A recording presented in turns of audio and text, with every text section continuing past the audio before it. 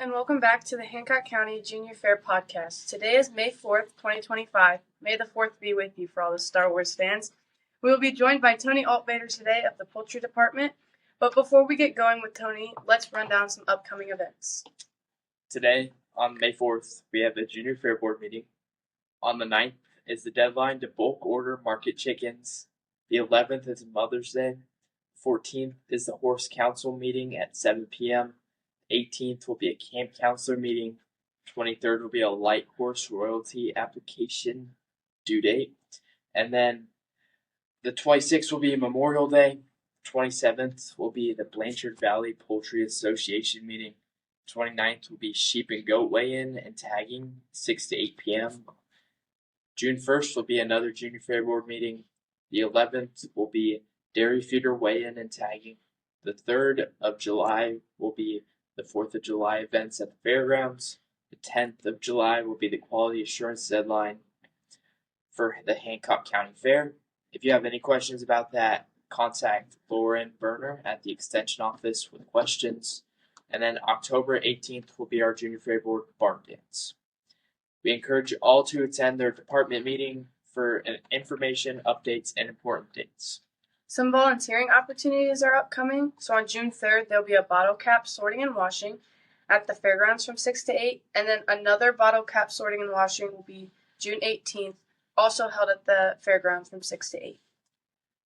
If you or your 4-H club or organization is interested in sponsoring a trophy, banner, or event at the Hancock County Fair, contact Britta Fenstermaker. She's the Junior Fair Coordinator, and she'll give you a sponsorship form.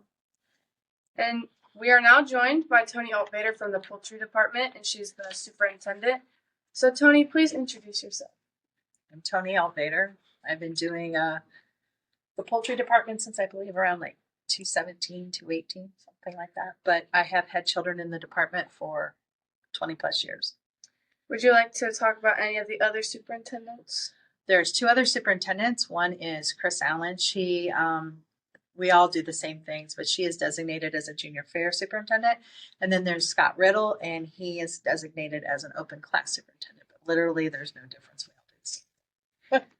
So what are all the projects that are associated with the Holy moly. So I'm one of those departments that has multiple species, not just one species. So we have chickens, we have ducks, we have geese, we have guinea, turkeys. Did I forget anything? No. And then we have different sizes. So we have a lot of options if you want to take a project, and it's a good way to get started in livestock. Awesome. How many birds did we have at the fair last year? We had 647 birds, and that's why there were so many tents. What are the deadlines for hatch dates for each of the species? Okay, so the turkeys, they cannot be hatched. If they're a market turkey, they cannot be hatched before April 15th. Market chickens, they have to be 5 to 7 weeks old by the time at weigh-in of this fair. So the earliest hatch date on those is going to be July 9th or 10th. Those are the ducks and so to do a market duck project, they have to be a ruin or a Peking. And so depending on which those are, ruins have to be raised hatched in the fall. Pekings are about an 8 to 10 week project, somewhere in there. And then those are the market projects. Past the market projects, hatch dates, they have to be hatched before June 1st this year. Next year, that'll be pushed back until April 1st. But we had too many problems with hatcheries this year. What are the project requirements? Depends on the project, because there's a lot of projects.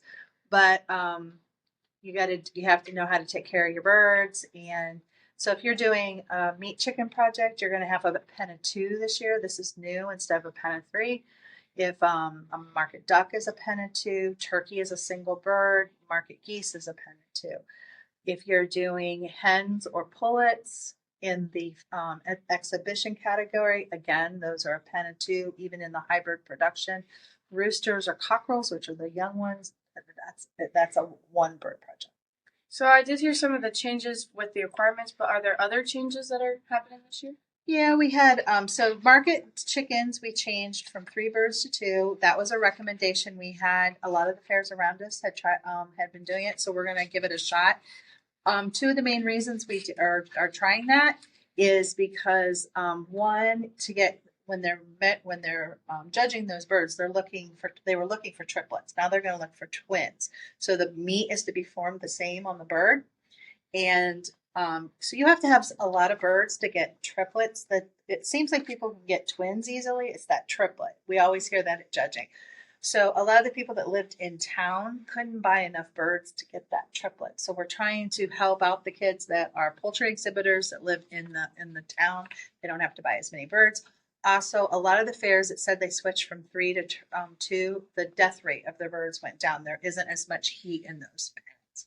So we're going to see if that makes a difference this year. One, for our city dwellers, and heat, because it gets nasty. Some of the other changes we did was we created a non-standard chicken class on the junior fair site. So what happens is kids go out to TSC, Runnings, Family Farm and Home, and if they don't know what they're doing, in the exhibition classes, you have to have a bird that is known in the American Poultry Association and is accepted.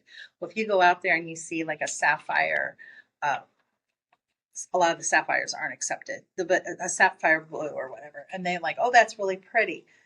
The problem is that can't be shown in an exhibition because the APA doesn't recognize them. So we created a non-standard bird for those people who are new to poultry. They don't know that that's something is hard to understand. And then once we get them in the department, we'll help train them. But this way, they can still show the bird once they get to the fair. We don't want to discourage anybody. And we didn't change our hatch dates after all. And we went back to our partial terminal for our meat birds. So there are so few processors in the state of Ohio for poultry, because if you process beef or pork, you can't process poultry in the same facility. It has to be a different building. There's just so few of it. So the processing rates are so high that our base bidders can't pay well. They can't afford to and buy the birds. So a lot of times the kids can take these market projects and they can actually sell them the meat themselves and make better money. So what we've added terminal sale back in this year, which means the kids can raise the project as a meat project. They can take it through the livestock ring, but as long as they've let the department know by July 31st that they may want to take their bird home and sell it themselves, they can do that. They just don't get the base bid price. And they can change that designation up until weigh-in date, as long as if they give us heads up, because we have to give our base bidders an average of the number of birds that they get. So they set their prices based on that. So what is Pullorum? Yeah. So pullorum is a bacterial disease that the chickens get. Usually it's the younger chickens. A lot of people, it's white, diarrhea, they become very lethargic, and it can be deadly. It usually is deadly unless you can treat them. One of the ways that you can avoid that is there's those little packets that when you go buy feed and stuff, one of them is a probiotics packet. You can mix that into the water. That's one of the ways to either prevent it or help bring the birds out of it. Unfortunately, if a bird has had pullorum and then recovers from it, a lot of times they become a carrier that can be passed when they pass an egg, and they can contaminate a coop, that kind of thing. So the National Poultry Improvement Plan, which is to lower the diseases with our birds, they have said that all birds cannot show in the state of Ohio unless they are pullorum free. There is a blood test for that. And the only birds that do not have to have that are the ducks.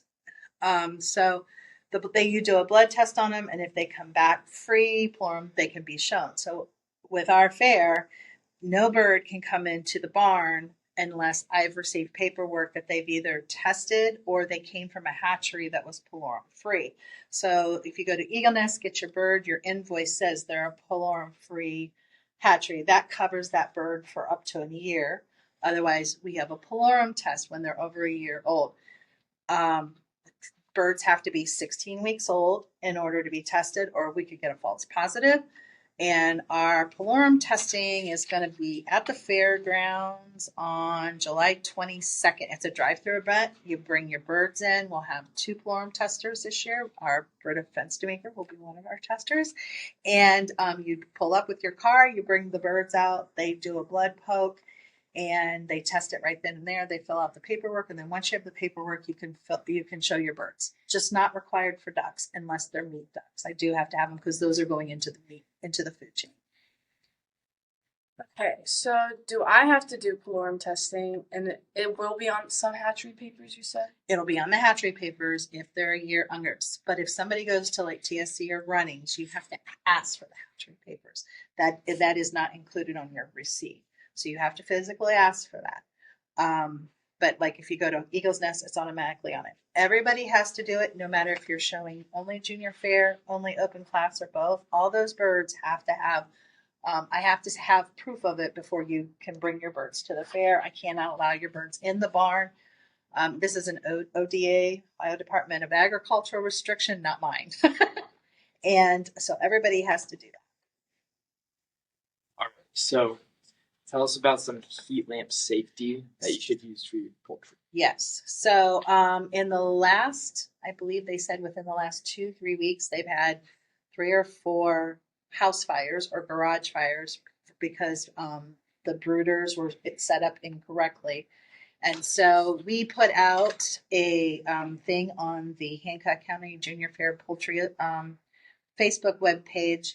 And also Jordan Wright has just has put out a fire video that has a lot of really good information in it. So the main things you want, only use heat lamps that have a 3 prongs so that you have that ground on it. You cannot use those small extension cords that you get with your Christmas trees. You need to have at least a 12 gauge. Those heat lamps are a minimum of 250 watts. They will overheat that and will cause a fire. The shorter the extension cord, the better, which when you're on a farm, I'm wanting to find the extension cord that gets me from point A to point B with the less connections. But actually, the longer those are, it provides more chance for heat to travel. So you want smaller extension cords. You need to make sure that you're keeping enough distance away from the heat lamp and where the chicks are at. You don't want to set your shavings on fire, or if you're using newspaper. You also need to make sure you have enough ventilation. One of the last fires they had, someone had clipped a heat lamp onto a aquarium sitting on top of a plastic table. So imagine heat lamps heating up glass. The glass is going to radiate the heat back. It's lucky they did not cook the birds that way. And then it got the aquarium got so hot it melted the table, and then poof, they were up. So you have to be careful about what you're using and how you're maintaining that heat. And if you can set the brooder on a floor, it's best that it be set on a floor as opposed to a table. Just understand that if you set it on like a marble floor, that marble's going to absorb it and then radiate that heat back, or a metal floor. So on a different note, how do you keep chickens cool during the summer? They like ice cubes and water. One thing you don't ever want to do is pour water over a bird's head. If it gets into their ears, it can actually kill them. So don't want to do that. One of the best ways is if you can dunk their feet and their legs in some ice water, some cold water, get them up, get it up there. I've seen some people that have put ice water, and they have like ceramic bricks in there. So that holds the coldness. They can stand on it. So the best way to keep them cool is that way. I do not recommend having your birds in air conditioning and then coming out to the fair where it's never air conditioned, because that heat difference will cause them to expire. Also, you have to be careful with birds. You can't usually direct fan on them. It can cause, they get respiratory really easily, but air movement around them is really good. All right. So tell us about the bulk meat chicken order.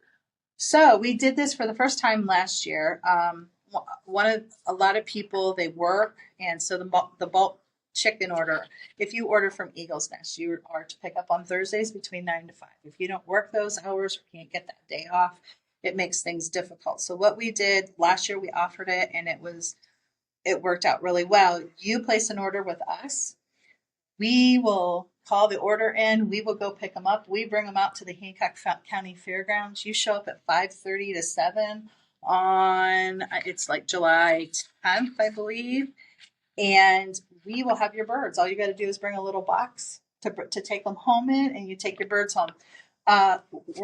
So you're not having to pay gasoline. You're not having to take a day off of work to drive over to Eagle's Nest, pick you up. Also, Eagle's Nest charges you a fee if your order is under 100 birds. So we either cover that fee if we don't get 100 birds, or because we're ordering enough, we don't have that fee.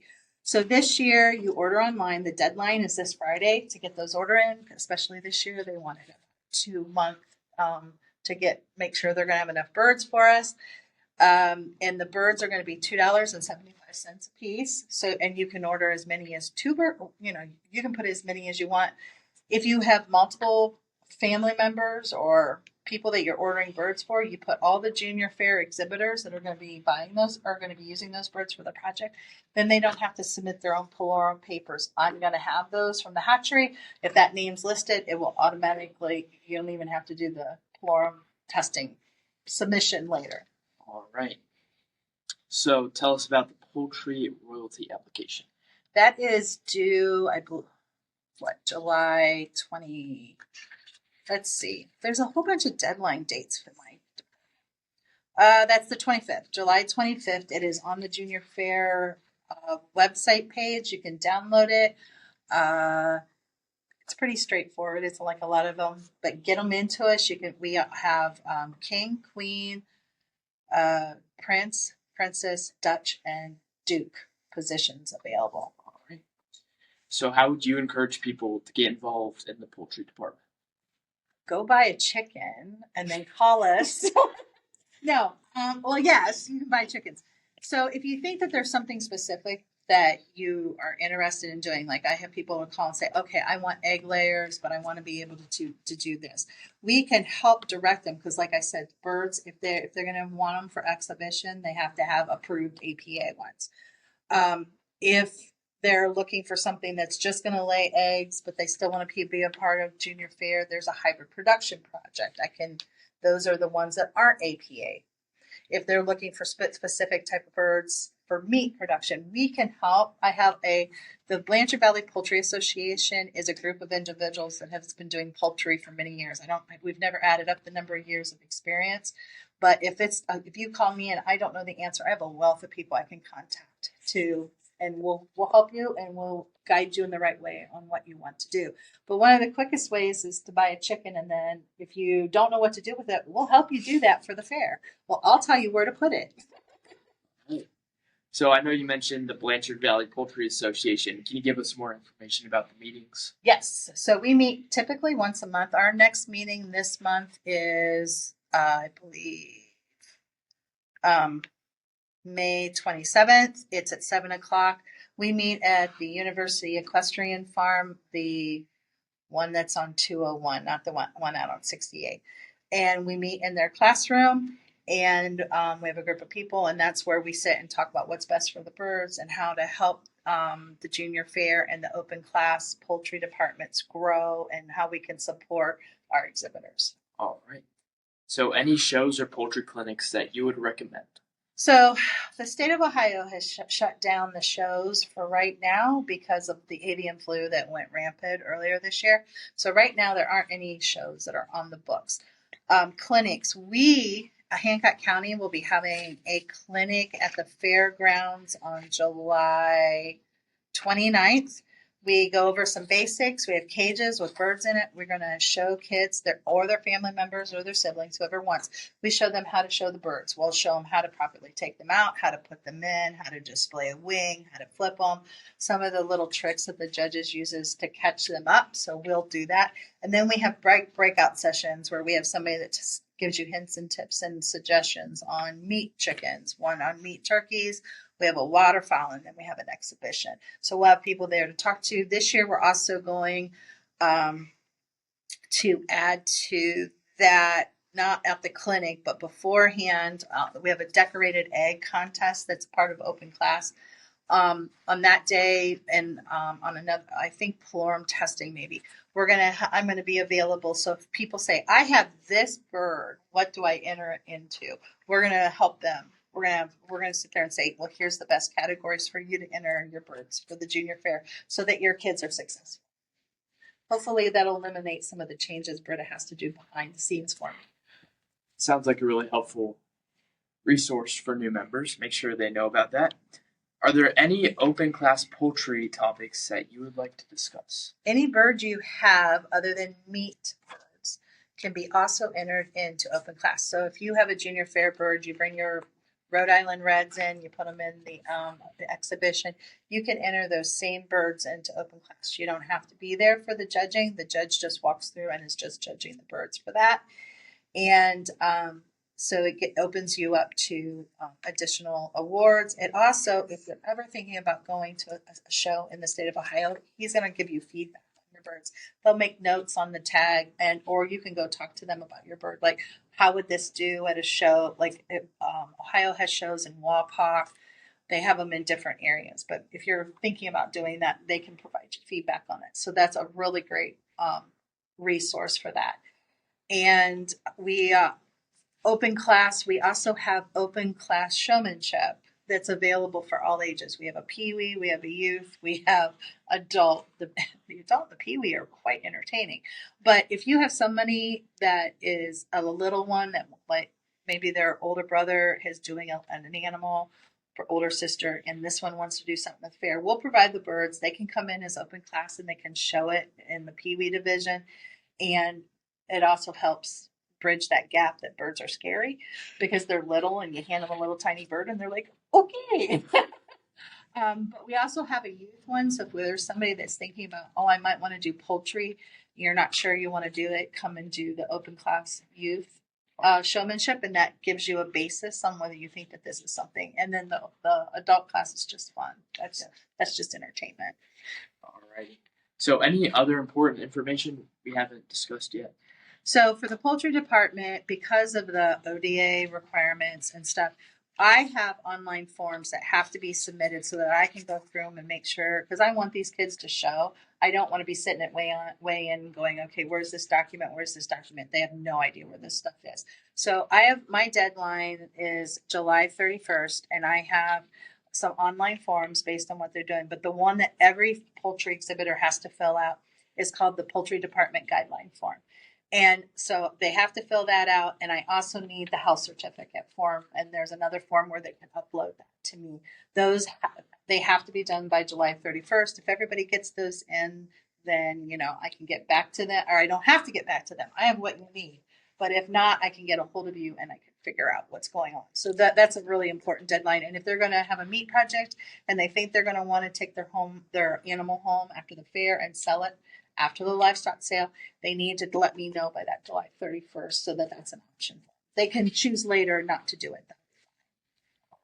So obviously you have a lot of information. How do people get into contact with you?